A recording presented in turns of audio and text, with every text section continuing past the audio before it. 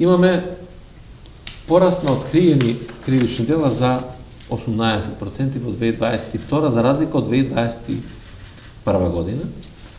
Исто така имаме намалување на кривични дела за 6% негде на ниво на државата за разлика од минатата година.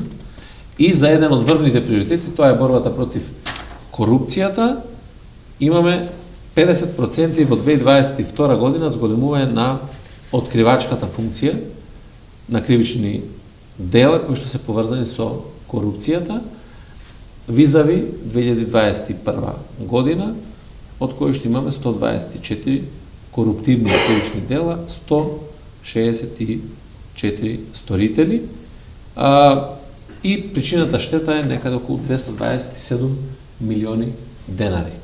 Најголемиот дел од овие коруптивни активности се во државната и во јавната администрација и во јавните предпријатија. Ние имаме точно селектирано кои структури и како треба да се делува.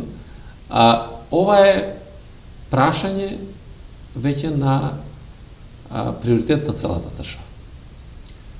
Многу генерации пред нас имале различни борби, би рекол, во нивниот период на действување, дали е тоа создавањето на државата, создавање на независна Македонија и така натаму. Денес, како ме прашате која е таа борба, која што ние сите заедно треба да направиме како генерација, тоа е остварувањето на тие стратешки интереси, едниот го остваривме членството во НАТО, Европската унија и борбата против криминалот и корупцијата. Заради тоа што криминалот и корупцијата жестоко ја подкопува државата, криминалот и корупцијата ги јаде новите проекти, наместо да се соберат парите во буџетот и да реализираме проекти тоа што ни се потребни, ги подкопува институциите на системот, ако сакате ги јадат и работните места. Затоа е многу важно сите заедно да се вклучиме во оваа битка на еден широк фронт.